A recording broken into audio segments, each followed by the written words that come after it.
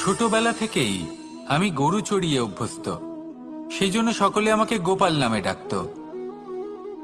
কিন্তু গোপাল হয়ে আমি একটা অমূল্য শিক্ষা লাভ করেছি। আমি দেখেছি যে গৌশালাতে অনেক বাছুরের মধ্যে একটি গাই তার নিজের বাছুরকে অবশ্যই চিনে ফেলে। যেখানে সমস্ত বাছুর একই রকম দেখতে এবং প্রত্যেকের স্বরও সমান, তারপরেও সকল বাছুরের মধ্যে নিজের বাছুরকে ঠিক চিনতে পেরে যায় এবং তার সাথেই থাকে। ঠিক এইরকমই কিছুটা হয় আমাদের কর্ম এবং তার কর্মফল। আপনি সবার মাঝে থেকেও কোনো কর্ম যদি করেন, সেই কর্মফল সবার মধ্যে আপনাকে চিনে ফেলবে এবং আপনার সাথেই থাকবে। তাই যখনই কর্ম করবেন ভেবে চিন্তে করবেন। কোনো কর্ম করার আগে একবার ভেবে দেখুন, তাহলে জীবনে বারংবার অনুতপ্ত হতে হবে না। কারণ বিষয়টা কিছুটা এরকম যে এই সংসারে আপনি কাল, কর্মফল এবং সময়, এই তিনের হাত থেকে কখনো লুকোতে পারবেন না, কখনো পালাতেও পারবেন না। আসুন আমার সাথে ভালোবেসে বলুন, রাধা রাধা। জন্ম এবং মৃত্যু, একটি হলো জীবনের সূত্রপাত, আরেকটি জীবনের সমাপ্তি। এটা হলো একটি চক্র এবং প্রত্যেক চক্রের মতোই এটাও যেখান থেকে শুরু হয় সেখানে এসেই সমাপ্ত হয়। অর্থাৎ প্রত্যেক ব্যক্তি যারা জন্ম নিয়েছেন তার জন্মের সাথে এটা সুনিশ্চিত হয়ে যায় যে তার মৃত্যু হলো অবশ্যম্ভাবী। এই সংসারে এমন কিছুই নেই যা চিরকালের মতো থেকে যায়। এবার এটা আমরা সবাই জানি। আমাদের কাছে যে জীবনটা আছে, যেটা আমরা যাপন করতে পারি, সেই সময়কালে আমরা কি করতে পারি সেটা গুরুত্বপূর্ণ। এমন কিছু করুন যার ফলে মৃত্যুর পরেও আপনি অমর হয়ে থাকবেন। আমাদের কথা, আমাদের কর্ম এই সংসারে প্রেরণা প্রদান করতে পারে। আর যদি আমরা প্রেরণা নাও জোগাতে পারি, তাও এই সন্তোষ বোধ যেন থাকে যে আমরা আমাদের জীবন ব্যর্থ হতে দিইনি। এই জীবন যাপন করার ইচ্ছেতেই আমরা সময় ব্যর্থ করে দিই। আর এই জীবনকে যাপন করার সর্বশ্রেষ্ঠ উপায় হলো এটাই যে কখন আমাদের মৃত্যু হবে, কিভাবে আমাদের মৃত্যু হবে, এই চিন্তা ত্যাগ করে যেন আমরা বর্তমানে বেঁচে থাকি, আজকে বেঁচে থাকি, আজকে দাঁড়িয়ে কর্ম করি এবং আজ যে সংকট সামনে তার সম্মুখীন হই। ভবিষ্যতের পথ নিজে থেকেই উন্মুক্ত হবে। আপনার জীবনে অনেক বড় বড় বিপদরূপী পাথর আসবে। সেই পাথরগুলিকে এতটাই দুর্বল করে দিন যাতে সেই পথ আপনি অগ্রসর হওয়ার পরে আপনার পেছন পেছন যে সেই পথ দিয়ে আসবেন তিনিও যেন সহজেই পাথর চূর্ণ করে সামনে অগ্রসর হতে পারেন। মনে রাখবেন, আপনার প্রচেষ্টারও একটা মাহাত্ম্য আছে। যদি আপনি কোনো কেল্লার শিখরে পতাকা উত্তোলন নাও করতে পারেন, তাহলেও আপনার প্রচেষ্টার যে মাহাত্ম্য তা কখনো কমে যাবে না। সেই জন্য প্রচেষ্টা করতে থাকুন আর আমার সাথে ভালোবেসে বলুন, রাধা রাধা। মানুষ সবসময় চায় যে তার জীবনে যেন কখনো কোনো সমস্যাই না আসে। সে চায় তার জীবন যেন শুধুমাত্র শান্তি এবং সুখের দ্বারা পূর্ণ থাকে। কিন্তু এই চাহিদা অনুচিত কিছু নয়। আমরা সবাই এটাই চাই যে জীবনে সুখ থাক, শান্তি থাক। কিন্তু এই কথা সবসময় মনে রাখবেন, যে সূর্য উদিত হন সংসারকে প্রকাশমান করেন, দুপুরবেলায় সংসারকে রৌদ্র প্রদান করেন, সন্ধেবেলায় তাকেও অস্ত যেতে হয়। এবার আমাদের জীবন চক্র কিছুটা এরকমই। কোনো কিছুই চিরকাল একরকম থাকে না। কখনো এই নদীকে দেখুন যা বয়ে চলেছে। এই নদী যা বয়ে চলেছে তার পথেও অনেক বিপদ আসে। বড় বড় পাথরের সম্মুখীন হয়ে তাকেও সামনে এগিয়ে যেতে হয়। একটি পুকুর যা চারদিক থেকে ঘেরা, তার জীবনে কিন্তু কোনো সমস্যা নেই। কিন্তু এই সংসারে পুকুরের পুজো করা হয় না, পুজো করা হয় নদীকে। মনে রাখবেন, সমস্যার ঊর্ধ্বে তিনি উঠতে পারেন যিনি সমাধি লাভ করেছেন, যিনি এই সংসারেই নেই। যিনি এই সংসারে আছেন এবং জীবিত আছেন, তার জীবনের সমস্যা হলো শ্বাসবায়ুর মতোই গুরুত্বপূর্ণ। আসুন আমার সাথে ভালোবেসে বলুন, রাধা রাধা। বন হলো আমাদের সবারই প্রিয়। সেখানকার সৌন্দর্য, শান্তি, সেখানকার পরিবেশ আমাদের সকলের ভালো লাগে এবং সেখান থেকে আমরা কাঠ পাই, যা সংসারে আমাদের জীবনে আমাদের খুব সহায়ক হয়ে ওঠে। এর দ্বারা আমরা অনেক কিছুই প্রাপ্ত করতে পারি, অনেক বাদ্যযন্ত্র আমরা লাভ করতে পারি। এর অনেকভাবে প্রয়োগ সম্ভব। কিছু কাঠ অত্যন্ত সুগন্ধি হয় যা আমরা ঈশ্বরকে নিবেদন করি, যেমন চন্দন। এবার ভাবুন, একজন অসাবধানী ব্যক্তি তার হাত থেকে ছোট্ট একটা আগুনের ফুলকি যদি সেখানে পড়ে, তাহলে তা সমগ্র বনকে ভস্ম করে দিতে পারে। আর যখন এই আগুন ছড়িয়ে পড়ে, তখন তা কাউকে রেহাই দেয় না। অন্য বৃক্ষকে নয়, পাতাকে নয়, ফলকে নয়, কাঁটাকে নয়, কাউকে নয়, পথে যাকে পায় তাকেই ভস্ম করে দেয়। এই ছোট্ট আগুনের ফুলকি। কিন্তু এই ছোট্ট আগুনের ফুলকি সবার আগে কাকে ভস্ম করে? সেই সকল ছোট ছোট শুকনো পাতা, সেই ছোট ছোট গাছের ডাল। ঠিক সেইভাবেই আপনার জীবনে একজন খারাপ ব্যক্তি এসে হয়তো আপনার সমগ্র জীবন ধ্বংস করে দিতে পারে। আর আপনার এই জীবনে এই ছোট ছোট শুকনো পাতা এবং এই ছোট ছোট শুকনো কাঠ আপনার ছোট ছোট স্বার্থ। আপনার স্বার্থের দ্বারা এই অশুভ ব্যক্তি আপনার মনে অশুভ আবেগ বাড়িয়ে তুলবে এবং আস্তে আস্তে আপনার জীবন শেষ করে দিতে পারে। তাই মনে রাখবেন, এই জীবন অমূল্য। আপনি হলেন অমূল্য। এই জীবন যাপন করুন এবং এই জীবনের কাছে পৌঁছানোর দ্বার আর কোথাও নেই, আপনার কাছেই আছে। আপনার মনে, আপনার বিবেকে, আপনার দৃষ্টিভঙ্গিতে, আপনার ভাবনাতেই আছে। এই দ্বারকে খুলুন, জীবন সফল হবে আর ভালোবেসে বলবে, রাধা রাধা।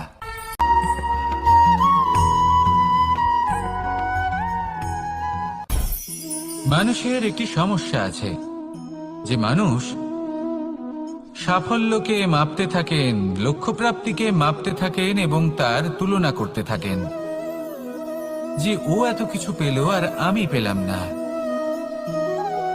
ওর কাছে এত কিছু আছে কিন্তু আমার কাছে নেই। এই তুলনা করার জন্য ওনারা দুঃখী হয়ে পড়েন, নিরাশ হয়ে পড়েন। তাই আমি একটা প্রশ্ন করছি যে এটা কি উচিত? এই সংসারে আপনি কি নিয়ে তুলনা করবেন, যেখানে সূর্যদেব চন্দ্রমা দুজনেই আছেন, দুজনেই হলেন বিশেষ, দুজনেই নিজ নিজ সময়ে উদিত হন। এদের মধ্যে একজন না থাকলে তাহলে আমাদের জীবন কঠিন হয়ে পড়বে। ঠিক সেইভাবেই আপনি যদি একটা বড় রেখা অঙ্কন করেন, তাহলে অন্য রেখাটি ছোট হয়ে পড়ে না, সে তেমনই থাকে যেমনটা সে ছিল। আপনার অস্তিত্ব কখনো ছোট বা বড় হতে পারে না। শুধু তুলনা করার জন্য আপনার এটা মনে হতে পারে। যদি আপনি যুদ্ধ করতে চান, আপনার তলোয়ারের প্রয়োজন পড়বে। যদি বস্ত্র তৈরি করতে চান, এত বড় তলোয়ার দিয়ে কিছুই হবে না, তখন প্রয়োজন পড়বে একটা ছোট্ট সূচের। তাই তুলনা করবেন না, না নিজেকে ছোট মনে করবেন, না অন্য কাউকে। সবার সাথে সহযোগিতা করুন, আর যদি তুলনা করতেই হয় নিজের সাথে করুন, যে কাল আমি কেমন ব্যক্তি ছিলাম, আজ কি তার থেকে শ্রেষ্ঠ হয়ে উঠতে পেরেছি? ভেবে দেখুন ভবিষ্যতে গিয়ে আপনি কতটা শ্রেষ্ঠ ব্যক্তি হতে পারেন। আসুন আমার সাথে ভালোবেসে বলুন, রাধা রাধা। বস্ত্র আমাদের সকলের প্রিয়, এটা আমাদের জীবনযাপনের জন্য প্রয়োজনীয়। আমরা সবসময় চেষ্টা করি সেই বস্ত্র পরতে যা পরলে আমাদের দেখতে ভালো লাগে। কিন্তু কখনো এই কথা ভেবে দেখেছেন যে কিছু বস্ত্র যদি স্বচ্ছ হয়, তাহলে তা পুরনো হলেও দেখতে ভালো লাগে? ঠিক তেমনি যেমন কোনো খাবার যদি মশলাদার না হয়, অত্যন্ত সুস্বাদু নাও হয়, কিন্তু যদি তা গরম হয়, টাটকা হয়, তাহলে খেতে ভালোই লাগে। ঠিক সেইভাবেই যদি কোনো ব্যক্তি সুন্দর নাও হয়, কিন্তু তার কথা খুবই মধুর হয়, তাহলে সেই ব্যক্তি সকলের প্রিয় হয়।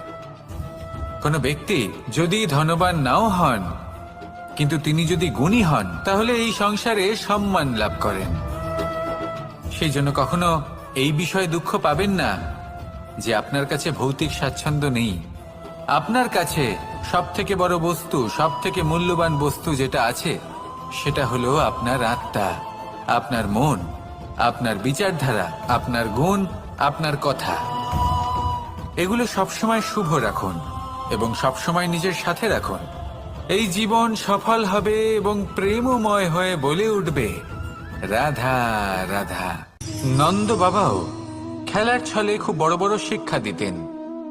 অনেকদিন আগেকার কথা, বাবা আমার জন্য একটা মানচিত্র নিয়ে এলেন। এটা ছিল জম্বু দ্বীপের মানচিত্র, ঠিক যেন একটা ধাঁধা, যা টুকরো টুকরো করে বিভিন্ন দিকে ছড়ানো, যেগুলোকে আমায় জুড়তে হতো। ব্যাস শুধু এটুকুই ছিল আমার কাজ। আমি বারবার প্রচেষ্টা করলাম, কিন্তু বারবার অসফলই রয়ে গেলাম। বাবা এটা দেখলেন এবং হাসলেন। বাবা বললেন, একটা কাজ করো, এই প্রত্যেকটি অংশকে উল্টে রাখো। আমিও উল্টে রাখলাম। তারপরে দেখলাম প্রত্যেক অংশে মানুষের শরীরের কোনো না কোনো অংশ চিহ্নিত। কোথাও হাত আছে, পা আছে, কোথাও মুখ আছে। বাবা বললেন যে এবার এটা জুড়তে চেষ্টা করো। আমিও জুড়ে দিলাম। মানুষের মানচিত্র পূর্ণ হলো। এবার বাবা বললেন, এটা উল্টে রাখো, মানচিত্র পূর্ণ আকার ধারণ করেছে। আমি বললাম, ঠিক আছে। আমি উল্টে রাখলাম। দেখলাম জম্বুদ্বীপের মানচিত্র পূর্ণ হয়েছে। বাবা বললেন, যদি দেশকে সফল করে তুলতে চাও, শক্তিশালী করতে চাও, স্থির বানাতে চাও, তাহলে সবার আগে দেশবাসীকে একত্রিত করতে শেখো। সকল সৈন্যগণ যখন একজোট হয়ে দাঁড়াবে, তখন দেশের শক্তি আরো বেড়ে যাবে। শুধু তাই নয়, বাবা বললেন, যদি ভালোবাসার সাথে জড়িয়ে পড়ো, তাহলে পরমাত্মাও তোমার সামনে এসে দেখা দেবেন। তাহলে এটাই করুন আর আমার সাথে ভালোবেসে বলুন, রাধা রাধা। মানুষ শুধুমাত্র দুই ধরনের ব্যক্তির সামনেই নত হন।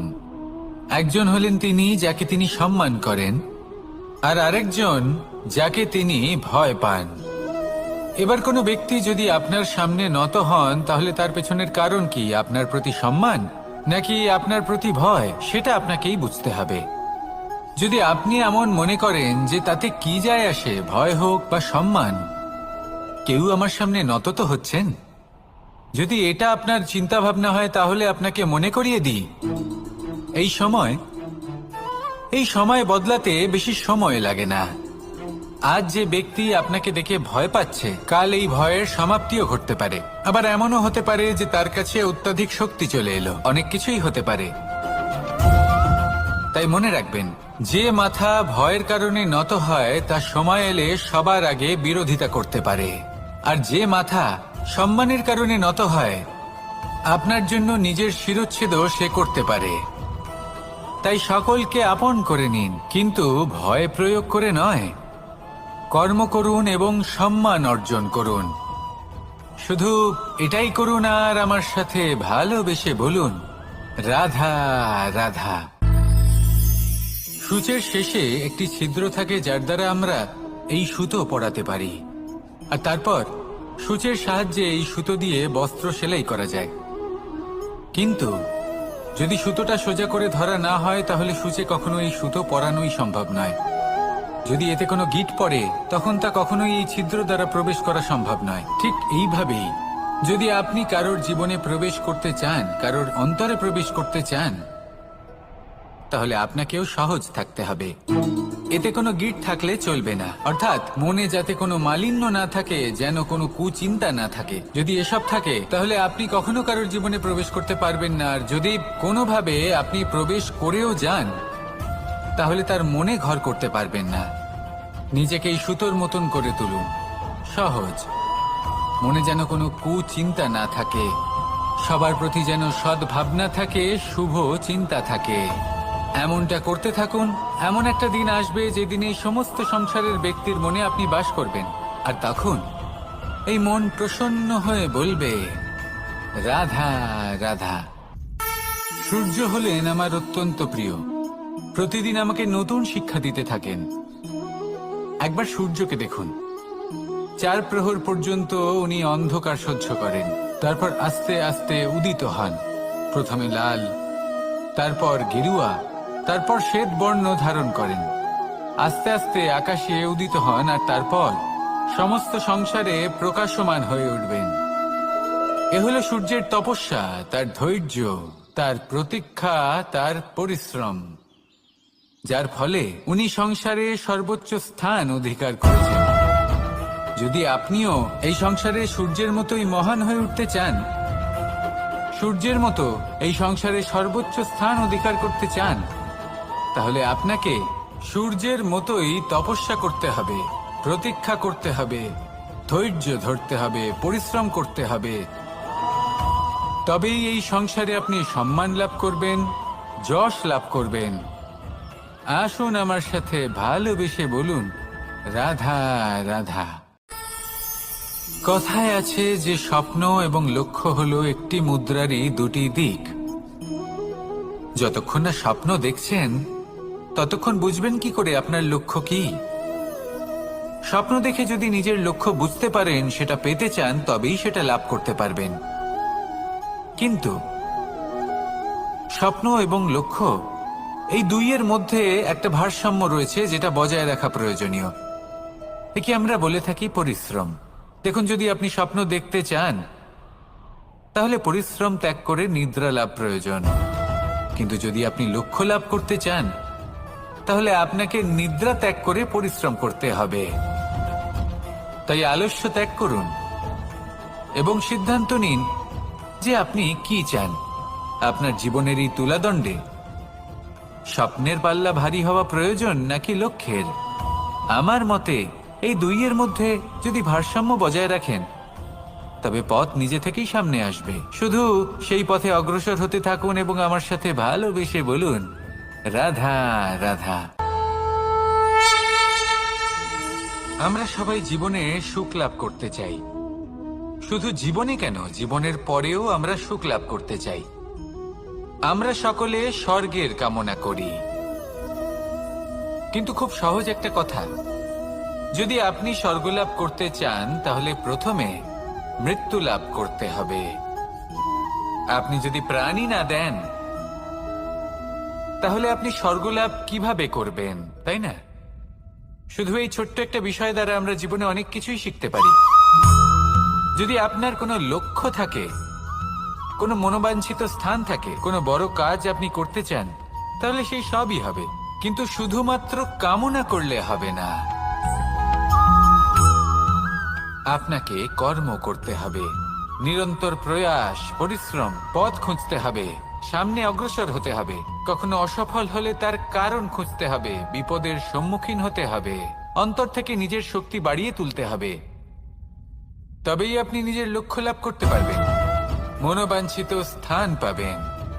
মহানদী গঙ্গা একটি বিন্দু দ্বারা শুরু হয়, ধীরে ধীরে অগ্রসর হয়। কোনো পাথরে ধাক্কা খেলেও সে থামে না, বরং এগোতেই থাকে। তারপরেই সে মহান নদী গঙ্গা হয়ে উঠতে পারে। পরিশ্রম করুন, লক্ষ্য লাভ করুন, আর আমার সাথে ভালোবেসে বলুন, রাধা রাধা। এই সংসারে তিন ধরনের আবেগ অত্যন্ত গুরুত্বপূর্ণ, যা প্রত্যেক মানুষের জীবনে থাকে। প্রথমটা হলো আনন্দ, যা আমরা সবাই লাভ করতে চাই। দ্বিতীয় হলো ক্রোধ। এটা তখনই আসে যখন আমরা আমাদের উপর নিয়ন্ত্রণ হারাই বা কোনো পরিস্থিতি আমাদের প্রতিকূল হয়ে থাকে। তৃতীয় হলো দুঃখ। এই দুঃখ তখনই আসে যখন কোনো একটা পরিস্থিতি আমাদের মনের মতো হয় না, বা আমাদের প্রিয়জন আমাদের বুঝতে পারেন না, আমরা অমূল্য কিছু হারিয়ে ফেলি। তখন এই দুঃখ আমাদের হৃদয়ে আশ্রয় নেয়। এই তিন আবেগ হলো এমন যে আমাদের জীবনে আসতে এবং যেতে থাকবে। কিন্তু এই তিনটি আবেগের বিষয়ে কোন কথাটা মনে রাখতে হবে সেটা শুনুন।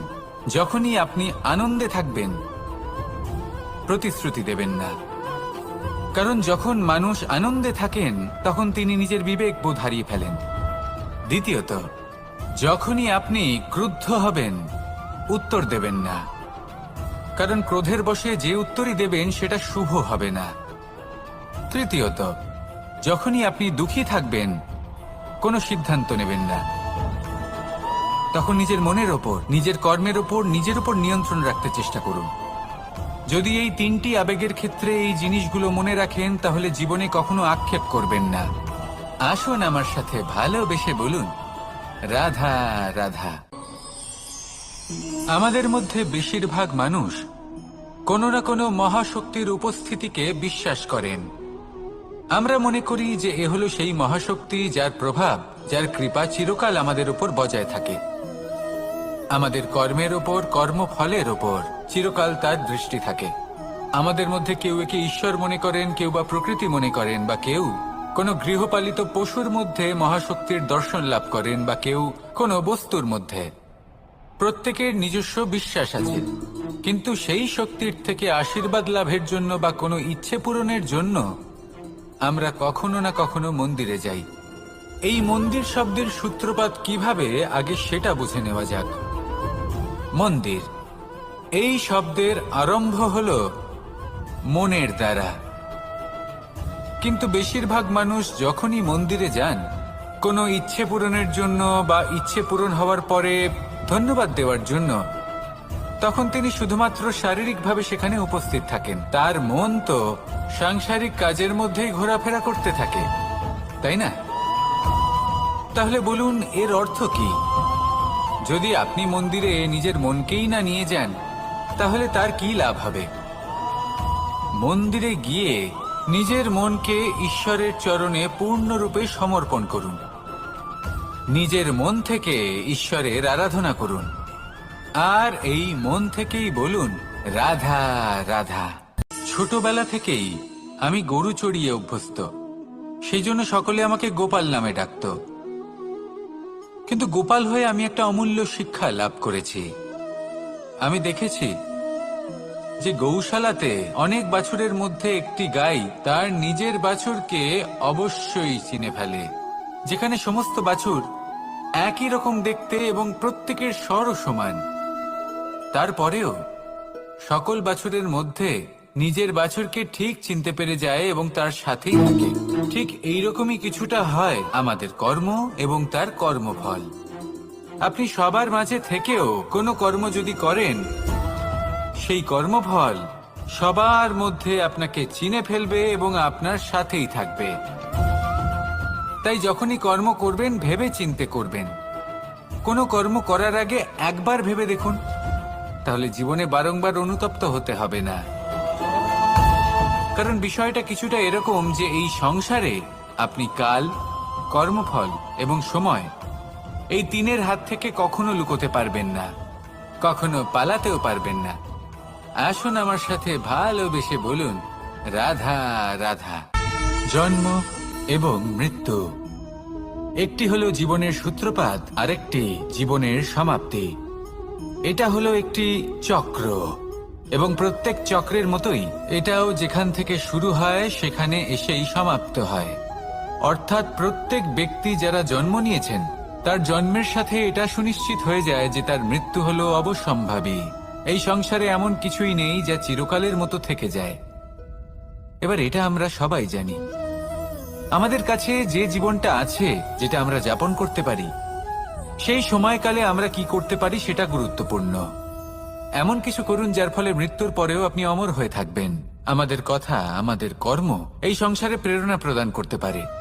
আর যদি আমরা প্রেরণা নাও জোগাতে পারি, তাও এই সন্তোষ বোধ যেন থাকে যে আমরা আমাদের জীবন ব্যর্থ হতে দিইনি। এই জীবন যাপন করার ইচ্ছেতেই আমরা সময় ব্যর্থ করে দিই। আর এই জীবনকে যাপন করার সর্বশ্রেষ্ঠ উপায় হলো এটাই যে কখন আমাদের মৃত্যু হবে, কিভাবে আমাদের মৃত্যু হবে, এই চিন্তা ত্যাগ করে যেন আমরা বর্তমানে বেঁচে থাকি, আজকে বেঁচে থাকি, আজকে দাঁড়িয়ে কর্ম করি এবং আজ যে সংকট সামনে তার সম্মুখীন হই। ভবিষ্যতের পথ নিজে থেকেই উন্মুক্ত হবে। আপনার জীবনে অনেক বড় বড় বিপদরূপী পাথর আসবে। সেই পাথরগুলিকে এতটাই দুর্বল করে দিন যাতে সেই পথ আপনি অগ্রসর হওয়ার পরে আপনার পেছন পেছন যে সেই পথ দিয়ে আসবেন তিনিও যেন সহজেই পাথর চূর্ণ করে সামনে অগ্রসর হতে পারেন। মনে রাখবেন, আপনার প্রচেষ্টারও একটা মাহাত্ম্য আছে। যদি আপনি কোনো কেল্লার শিখরে পতাকা উত্তোলন নাও করতে পারেন, তাহলেও আপনার প্রচেষ্টার যে মাহাত্ম্য তা কখনো কমে যাবে না।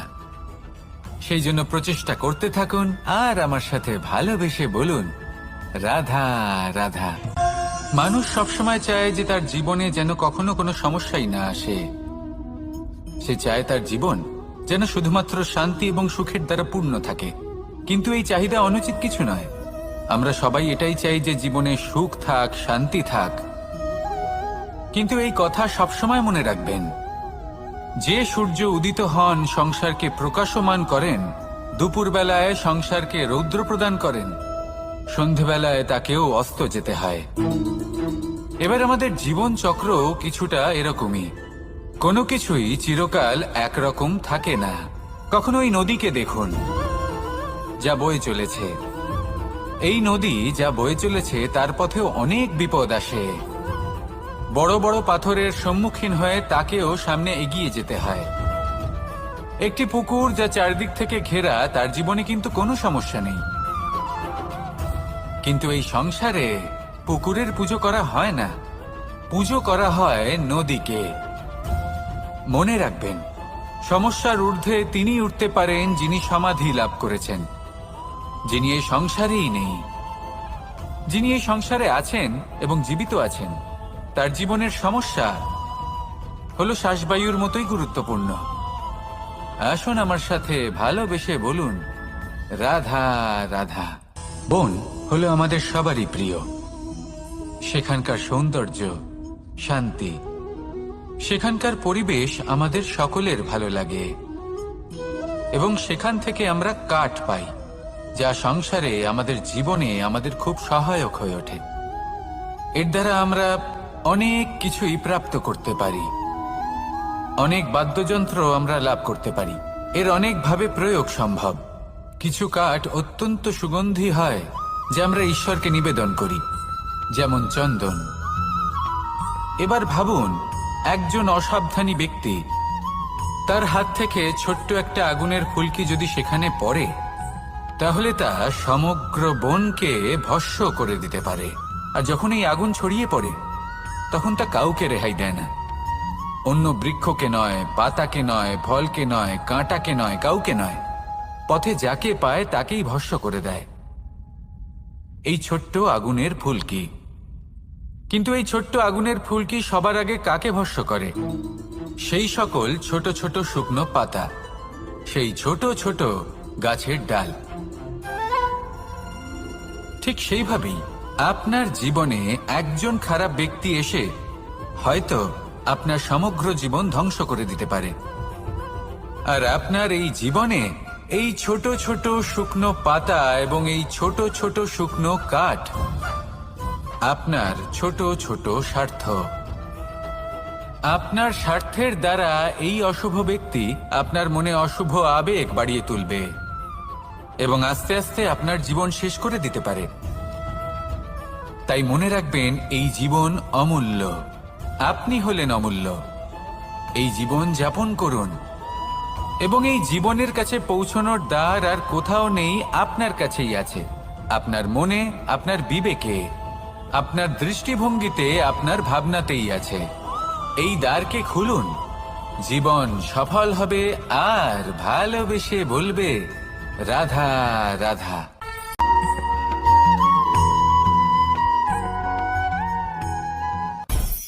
মানুষের একটি সমস্যা আছে যে মানুষ সাফল্যকে মাপতে থাকেন, লক্ষ্যপ্রাপ্তিকে মাপতে থাকেন এবং তার তুলনা করতে থাকেন যে ও এত কিছু পেল আর আমি পেলাম না। ওর কাছে এত কিছু আছে কিন্তু আমার কাছে নেই। এই তুলনা করার জন্য ওনারা দুঃখী হয়ে পড়েন, নিরাশ হয়ে পড়েন। তাই আমি একটা প্রশ্ন করছি যে এটা কি উচিত? এই সংসারে আপনি কি নিয়ে তুলনা করবেন, যেখানে সূর্যদেব, চন্দ্রমা দুজনেই আছেন, দুজনেই হলেন বিশেষ, দুজনেই নিজ নিজ সময়ে উদিত হন। এদের মধ্যে একজন না থাকলে তাহলে আমাদের জীবন কঠিন হয়ে পড়বে। ঠিক সেইভাবেই আপনি যদি একটা বড় রেখা অঙ্কন করেন, তাহলে অন্য রেখাটি ছোট হয়ে পড়ে না, সে তেমনই থাকে যেমনটা সে ছিল। আপনার অস্তিত্ব কখনো ছোট বা বড় হতে পারে না। শুধু তুলনা করার জন্য আপনার এটা মনে হতে পারে। যদি আপনি যুদ্ধ করতে চান, আপনার তলোয়ারের প্রয়োজন পড়বে। যদি বস্ত্র তৈরি করতে চান, এত বড় তলোয়ার দিয়ে কিছুই হবে না, তখন প্রয়োজন পড়বে একটা ছোট্ট সূচের। তাই তুলনা করবেন না, না নিজেকে ছোট মনে করবেন, না অন্য কাউকে। সবার সাথে সহযোগিতা করুন, আর যদি তুলনা করতেই হয়, নিজের সাথে করুন। যে কাল আমি কেমন ব্যক্তি ছিলাম, আজ কি তার থেকে শ্রেষ্ঠ হয়ে উঠতে পেরেছি? ভেবে দেখুন ভবিষ্যতে গিয়ে আপনি কতটা শ্রেষ্ঠ ব্যক্তি হতে পারেন। আসুন আমার সাথে ভালোবেসে বলুন, রাধা রাধা। বস্ত্র আমাদের সকলের প্রিয়। এটা আমাদের জীবনযাপনের জন্য প্রয়োজনীয়। আমরা সবসময় চেষ্টা করি সেই বস্ত্র পরতে যা পরলে আমাদের দেখতে ভালো লাগে। কিন্তু কখনো এই কথা ভেবে দেখেছেন যে কিছু বস্ত্র যদি স্বচ্ছ হয় তাহলে তা পুরনো হলেও দেখতে ভালো লাগে? ঠিক তেমনই যেমন কোনো খাবার যদি মশলাদার না হয়, অত্যন্ত সুস্বাদু নাও হয়, কিন্তু যদি তা গরম হয়, টাটকা হয়, তাহলে খেতে ভালোই লাগে। ঠিক সেইভাবেই যদি কোনো ব্যক্তি সুন্দর নাও হয় কিন্তু তার কথা খুবই মধুর হয়, তাহলে সেই ব্যক্তি সকলের প্রিয় হয়। কোনো ব্যক্তি যদি ধনবান নাও হন কিন্তু তিনি যদি গুণী হন, তাহলে এই সংসারে সম্মান লাভ করেন। সেই জন্য কখনো এই বিষয়ে দুঃখ পাবেন না যে আপনার কাছে ভৌতিক স্বাচ্ছন্দ্য নেই। আপনার কাছে সব থেকে বড় বস্তু, সব থেকে মূল্যবান বস্তু যেটা আছে সেটা হলো আপনার আত্মা, আপনার মন, আপনার বিচারধারা, আপনার গুণ, আপনার কথা। এগুলো সবসময় শুভ রাখুন এবং সবসময় নিজের সাথে রাখুন। এই জীবন সফল হবে এবং প্রেমময় হয়ে বলে উঠবে, রাধা রাধা। নন্দ বাবাও খেলার ছলে খুব বড় বড় শিক্ষা দিতেন। অনেকদিন আগেকার কথা, বাবা আমার জন্য একটা মানচিত্র নিয়ে এলেন। এটা ছিল জম্বু দ্বীপের মানচিত্র, ঠিক যেন একটা ধাঁধা যা টুকরো টুকরো করে বিভিন্ন দিকে ছড়ানো, যেগুলোকে আমায় জুড়তে হতো। ব্যাস শুধু এটুকুই ছিল আমার কাজ। আমি বারবার প্রচেষ্টা করলাম কিন্তু বারবার অসফলই রয়ে গেলাম। বাবা এটা দেখলেন এবং হাসলেন। বাবা বললেন, একটা কাজ করো, এই প্রত্যেকটি অংশকে উল্টে রাখো। আমিও উল্টে রাখলাম। তারপরে দেখলাম প্রত্যেক অংশে মানুষের শরীরের কোনো না কোনো অংশ চিহ্নিত। কোথাও হাত আছে, পা আছে, কোথাও মুখ আছে। বাবা বললেন যে এবার এটা জুড়তে চেষ্টা করো। আমিও জুড়ে দিলাম। মানুষের মানচিত্র পূর্ণ হলো। এবার বাবা বললেন, এটা উল্টে রাখো, মানচিত্র পূর্ণ আকার ধারণ করেছে। আমি বললাম, ঠিক আছে। আমি উল্টে রাখলাম। দেখলাম জম্বুদ্বীপের মানচিত্র পূর্ণ হয়েছে। বাবা বললেন, যদি দেশকে সফল করে তুলতে চাও, শক্তিশালী করতে চাও, স্থির বানাতে চাও, তাহলে সবার আগে দেশবাসীকে একত্রিত করতে শেখো। সকল সৈন্যগণ যখন একজোট হয়ে দাঁড়াবে তখন দেশের শক্তি আরো বেড়ে যাবে। শুধু তাই নয়, বাবা বললেন, যদি ভালোবাসার সাথে জড়িয়ে পড়ো তাহলে পরমাত্মাও তোমার সামনে এসে দেখা দেবেন। তাহলে এটাই করুন আর আমার সাথে ভালোবেসে বলুন, রাধা রাধা। মানুষ শুধুমাত্র দুই ধরনের ব্যক্তির সামনেই নত হন। একজন হলেন তিনি যাকে তিনি সম্মান করেন, আর আরেকজন যাকে তিনি ভয় পান। এবার কোনো ব্যক্তি যদি আপনার সামনে নত হন, তাহলে তার পেছনের কারণ কি? আপনার প্রতি সম্মান নাকি আপনার প্রতি ভয়? সেটা আপনাকেই বুঝতে হবে। যদি আপনি এমন মনে করেন যে তাতে কি যায় আসে, ভয় হোক বা সম্মান, কেউ আমার সামনে নত তো হচ্ছেন, যদি এটা আপনার চিন্তা ভাবনা হয়, তাহলে আপনাকে মনে করিয়ে দিই, এই সময় বদলাতে বেশি সময় লাগে না। আজ যে ব্যক্তি আপনাকে দেখে ভয় পাচ্ছে, কাল এই ভয়ের সমাপ্তিও ঘটতে পারে। আবার এমনও হতে পারে যে তার কাছে অত্যাধিক শক্তি চলে এলো। অনেক কিছুই হতে পারে। তাই মনে রাখবেন, যে মাথা ভয়ের কারণে নত হয় তা সময় এলে সবার আগে বিরোধিতা করতে পারে, আর যে মাথা সম্মানের কারণে নত হয় আপনার জন্য নিজের শিরচ্ছেদও সে করতে পারে। তাই সকলকে আপন করে নিন, কিন্তু ভয় প্রয়োগ করে নয়। কর্ম করুন এবং সম্মান অর্জন করুন। শুধু এটাই করুন আর আমার সাথে ভালোবেসে বলুন, রাধা রাধা। সূচের শেষে একটি ছিদ্র থাকে যার দ্বারা আমরা এই সুতো পরাতে পারি, আর তারপর সূচের সাহায্যে এই সুতো দিয়ে বস্ত্র সেলাই করা যায়। কিন্তু যদি সুতোটা সোজা করে ধরা না হয়, তাহলে সূচে কখনো এই সুতো পরানোই সম্ভব নয়। যদি এতে কোনো গিঁট পড়ে, তখন তা কখনোই এই ছিদ্র দ্বারা প্রবেশ করা সম্ভব নয়। ঠিক এইভাবেই যদি আপনি কারোর জীবনে প্রবেশ করতে চান, কারোর অন্তরে প্রবেশ করতে চান, তাহলে আপনাকেও সহজ থাকতে হবে। এতে কোনো গিঁট থাকলে চলবে না, অর্থাৎ মনে যাতে কোনো মালিন্য না থাকে, যেন কোনো কুচিন্তা না থাকে। যদি এসব থাকে, তাহলে আপনি কখনো কারোর জীবনে প্রবেশ করতে পারবেন না। আর যদি কোনোভাবে আপনি প্রবেশ করেও যান, তাহলে তার মনে ঘর করতে পারবেন না। নিজেকে এই সুতোর মতন করে তুলুন, সহজ। মনে যেন কোনো কুচিন্তা না থাকে, সবার প্রতি যেন সদ্ভাবনা থাকে, শুভ চিন্তা থাকে। এমনটা করতে থাকুন। এমন একটা দিন আসবে যেদিন এই সমস্ত সংসারের ব্যক্তির মনে আপনি বাস করবেন, আর তখন এই মন প্রসন্ন হয়ে বলবে, রাধা রাধা। সূর্য হলেন আমার অত্যন্ত প্রিয়। প্রতিদিন আমাকে নতুন শিক্ষা দিতে থাকেন। একবার সূর্যকে দেখুন। 4 প্রহর পর্যন্ত উনি অন্ধকার সহ্য করেন, তারপর আস্তে আস্তে উদিত হন। প্রথমে লাল, তারপর গেরুয়া, তারপর শ্বেত বর্ণ ধারণ করেন। আস্তে আস্তে আকাশে উদিত হন, আর তারপর সমস্ত সংসারে প্রকাশমান হয়ে উঠবেন। এ হলো সূর্যের তপস্যা, তার ধৈর্য, তার প্রতীক্ষা, তার পরিশ্রম, যার ফলে উনি সংসারে সর্বোচ্চ স্থান অধিকার করেছেন। যদি আপনিও এই সংসারে সূর্যের মতোই মহান হয়ে উঠতে চান, সূর্যের মতো এই সংসারে সর্বোচ্চ স্থান অধিকার করতে চান, তাহলে আপনাকে সূর্যের মতোই তপস্যা করতে হবে, প্রতীক্ষা করতে হবে, ধৈর্য ধরতে হবে, পরিশ্রম করতে হবে। তবেই এই সংসারে আপনি সম্মান লাভ করবেন, যশ লাভ করবেন। আসুন আমার সাথে ভালোবেসে বলুন, রাধা রাধা।